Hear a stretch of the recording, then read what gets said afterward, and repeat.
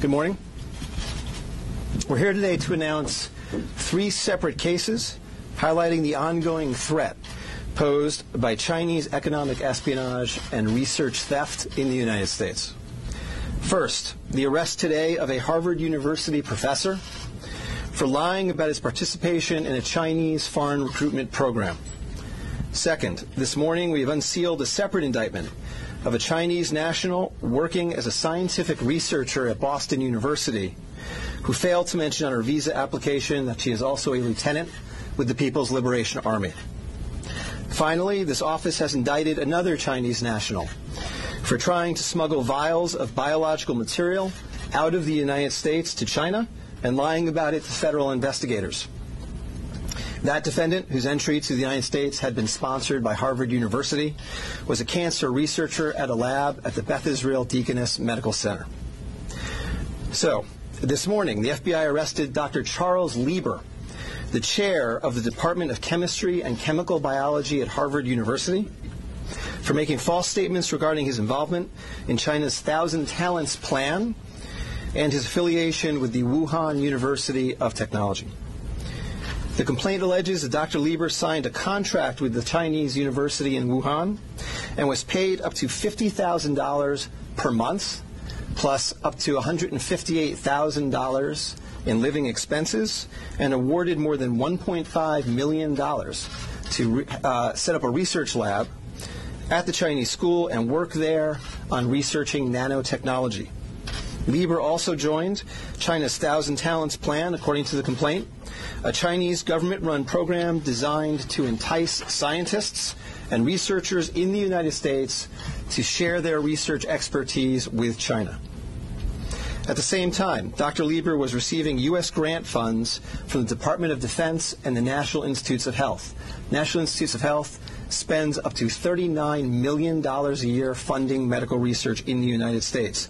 Those programs required Dr. Lieber to disclose if he was working with, including receiving funding from, any foreign power. When questioned, Lieber hid his involvement with the Chinese entities, including specifically disavowing any connection to China's Thousand Talents Plan. Meanwhile, based on the complaint, it appears that China paid Lieber hundreds of thousands of dollars over the years for his involvement with the Chinese entities and for his work on research for Chinese gain. Also today, a federal grand jury indicted Yanqing Ye, a Chinese national, with lying on her J-1 visa application, making false statements to Customs and Border Protection, conspiracy, and being an unregistered agent of the People's Republic of China. According to court documents, Ye is a lieutenant in the People's Liberation Army, but she concealed her military connections while employed as a researcher at Boston University's Department of Physics, Chemistry, and Biomedical Engineering Center for Polymer Studies. The indictment alleges that a colonel in the People's Liberation Army and other military officers from the Chinese National University of Defense Technology gave Ye numerous assignments while she was in the United States, such as conducting research, assessing U.S. military websites, and sending documents and information back to China. In April 2019, Ye was questioned by customs officers at Logan Airport on her way to China. According to the indictment, she lied about her involvement with Chinese military projects. A border search of her electronic devices showed that Ye had compiled information for the People's Liberation Army about 2 U.S. residents with expertise in robotics and computer science. Lastly, last week this office indicted Zheng Zhaozhang, a Chinese national sponsored by Harvard University who was doing cancer research at the Beth Israel Deaconess Medical Center. Zheng was charged with attempting to smuggle to Beijing vials of biological material, along with other research materials that he had stolen from the lab at the Beth Israel, where Zheng was working on cancer cell research. Before he boarded his flight, customs officers discovered 21 vials of biological material in a sock in his baggage. When confronted by the officers, Zheng initially lied and said he was not traveling with any biological or research materials. Chemistry, nanotechnology, polymer studies, robotics, computer science, biomedical research. This is not an accident or a coincidence. This is a small sample of China's ongoing campaign to siphon off American technology and know-how for Chinese gain. Recently, Attorney General Barr referred to China as this country's primary rival. Similarly, FBI Director Chris Wray recently told Congress that right now there is no country that poses a greater counterintelligence threat to the United States than China. Through the use of not only traditional intelligence officers, but academics, researchers, its own private citizens, China is engaged in a massive, long-term campaign to steal U.S. research and technology for its own uses. As demonstrated by these cases, on the academic side, the Chinese government uses partnerships and exchanges with U.S. schools and research institutions to access cutting-edge research and equipment. Obviously, most visiting Chinese academics and researchers are here to work in good faith in U.S. institutions, but some of them are not.